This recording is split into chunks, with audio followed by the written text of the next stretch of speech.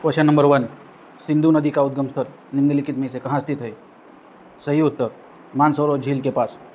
सिंधु नदी का उद्गम तिब्बत में मानसरोवर झील के निकट बोखुर ग्लेशियर से होता है। यह भारत के लद्दाख क्षेत्र में प्रवेश करती है। क्वेश्चन नंबर 2, सिंधु जल समझौता किस वर्ष हुआ था? सही उत्तर 1960 में। यह ऐतिहासिक समझौता 19 सितंबर 1960 को कराची में हुआ था। इसमें भारत और पाकिस्तान के बीच जल का बंटवारा हुआ। क्वेश्चन नंबर 3, सिंधु जल समझौते के तहत भारत को निम्नलिखित में से किस नदी के पानी का पूर्ण उपयोग करने का अधिकार मिला? सही उत्तर रावी, ब्यास, सतलज। समझौते के अनुसार पूर्वी नदियों रावी, ब्यास और सतलज का 80% जल भारत उपयोग कर सकता है और पश्चिमी नदियों का नियंत्रण पाकिस्तान के पास है। क्वेश्चन नंबर 4, सिंधु नदी की सबसे बड़ी सहायक नदी कौन सी है? सही उत्तर चिनाब। चिनाब नदी सिंधु नदी की सबसे बड़ी सहायक नदी है। यह चंद्र और भागा धाराओं के मिलने से बहती है। क्वेश्चन नंबर 5, भारत में प्रवेश करते समय सिंधु नदी किन दो पर्वत श्रेणियों के बीच से बहती है?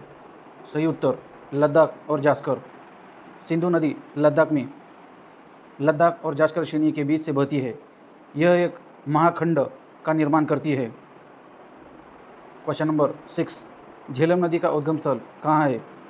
सही उत्तर शेषनाग झील। झेलम नदी का उद्गम कश्मीर के बेरीनाग शेषनाग झील के पास से होता है। यह नदी उदर झील से होकर बहती है। क्वेश्चन नंबर 7, प्रसिद्ध शहर श्रीनगर किस नदी के तट पर बसा है? सही उत्तर झेलम। जम्मू कश्मीर की राजधानी श्रीनगर झेलम नदी के तट पर स्थित है। यह इस नदी का प्रमुख विशेषता है। क्वेश्चन नंबर 8, चिनाब नदी का प्राचीनतम नाम क्या था? सही उत्तर अस्कनी।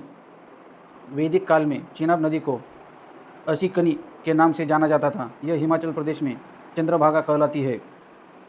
क्वेश्चन नंबर 9, रावी नदी का उद्गम स्थल निम्नलिखित में से कौन सा है? सही उत्तर रोहतांग दर्रा। रावी नदी का उद्गम हिमाचल प्रदेश में रोहतांग दर्रे के पश्चिम से होता है। यह चंबा घाटी से होकर बहती है। क्वेश्चन नंबर 10, ऐतिहासिक शहर लाहौर किस नदी के तट पर स्थित है? सही उत्तर रावी। पाकिस्तान का प्रसिद्ध शहर लाहौर रावी नदी के तट पर स्थित है। यह नदी आगे चलकर चिनाब में मिलती है। क्वेश्चन नंबर 11, व्यास नदी का उद्गम स्थल कहाँ है? सही उत्तर व्यास कुंड, रोहतांग दर्रे के पास। व्यास नदी का उद्गम व्यास कुंड से होता है जो रोहतांग दर्रे के पास है। यह पूरी तरह से भारत में बहने के बाद सतलज में मिलती है। क्वेश्चन नंबर 12, भारत की प्रसिद्ध हरिकेन बैराज किन दो नदियों के संगम पर स्थित है? सही उत्तर सतलज और ब्यास। यह बैराज सतलज और ब्यास नदियों के संगम पर पंजाब में स्थित है। यहीं से विश्व प्रसिद्ध इंदिरा गांधी नहर निकलती है। क्वेश्चन नंबर 13, सतलज नदी भारत में किस दर्रे से प्रवेश करती है? सही उत्तर शिपकिला दर्रा। सतलज नदी तिब्बत से बहते हुए हिमाचल प्रदेश के शिपकिला दर्रे से भारत में प्रवेश करती है। यह एक पार हिमालय नदी है। क्वेश्चन नंबर 14, भाखड़ा नागल बांध परियोजना किस नदी पर बनाई गई है? सही उत्तर सतलज। यह बहुउद्देशीय परियोजना सतलज नदी पर स्थित है। इसे पंजाब, हरियाणा और राजस्थान को बिजली और सिंचाई मिलती है। क्वेश्चन नंबर 15, सिंधु नदी अंत में किस सागर में जाकर गिरती है? सही उत्तर अरब सागर। लंबी यात्रा के बाद सिंधु नदी पाकिस्तान के कराची के पास अरब सागर में मिल जाती है।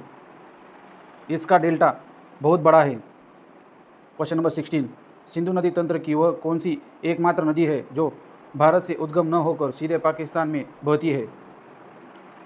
सही उत्तर इनमें से कोई नहीं। सतलज, रावी, व्यास सभी भारत से होकर बहती है। ध्यान दें सतलज और सिंधु दोनों तिब्बत से निकलती है। सही विकल्प यही होगा कि इनमें से कोई नहीं, क्योंकि सिंधु और सतलज दोनों तिब्बत से आती है। क्वेश्चन नंबर 17, मिथनकोट नामक स्थान पर सिंधु नदी के क्वेश्चन नंबर 17, मिथनकोट नामक स्थान पर सिंधु नदी में उसकी कौन सी 5 सहायक नदियाँ मिलती है? सही उत्तर पंजाब की 5 नदियाँ पंचनद। पाकिस्तान में मिथनकोट में स्थित सिंधु नदी में सिंधु नदी से पंचनद, झेलम, चिनाब, रावी, व्यास, सतलज का जल मिलता है। यहाँ इसका जल प्रवाह बहुत बड़ा है। क्वेश्चन नंबर 18, सिंधु नदी की कुल लंबाई लगभग कितनी है? सही उत्तर 2900 किलोमीटर। सिंधु नदी की कुल लंबाई लगभग 2900 किलोमीटर है। इसका सबसे बड़ा हिस्सा पाकिस्तान में बहता है। क्वेश्चन नंबर 19, भारत में सिंधु नदी की लंबाई लगभग कितनी है? सही उत्तर 1114 किलोमीटर। भारत के भीतर सिंधु नदी की लंबाई लगभग 1114 किलोमीटर है। यह मुख्य रूप से लद्दाख और जम्मू कश्मीर में बहती है। क्वेश्चन नंबर 20, व्यास नदी अपना जल कहाँ गिराती है? सही उत्तर सतलज नदी। व्यास नदी पंजाब के हरिके के पास सतलज नदी से मिलती है। यह सिंधु तंत्र की एकमात्र ऐसी बड़ी नदी है जो पूर्णतः भारत में ही समाप्त हो जाती है। क्वेश्चन नंबर 21, सिंधु नदी तंत्र में जल बंटवारे के तहत भारत को कुल पानी का कितना प्रतिशत हिस्सा मिलता है? सही उत्तर 20%। सिंधु जल बंटवारे के अनुसार भारत को कुल पानी का लगभग 20% पूर्वी नदियों का मिलता है। शेष 80% जल पाकिस्तान को मिलता है। क्वेश्चन नंबर 22, निम्नलिखित में से कौन सी नदी अमरकंटक के पास से निकलती है जो सिंधु तंत्र का भाग नहीं है? सही उत्तर नर्मदा नदी। नर्मदा नदी अमरकंटक से निकलती है और यह प्रायद्वीपीय भारत की नदी है। इसका सिंधु नदी तंत्र से कोई संबंध नहीं है। क्वेश्चन नंबर 23, तुलबुल परियोजना किस नदी पर स्थित है? सही उत्तर झेलम। तुलबुल परियोजना यह नौवहन परियोजना जम्मू कश्मीर में झेलम नदी पर स्थित है। इसे लेकर भारत और पाकिस्तान के बीच चर्चा होती रहती है। Question number 24, Baglihar hydro power project किस नदी पर बनाया गया?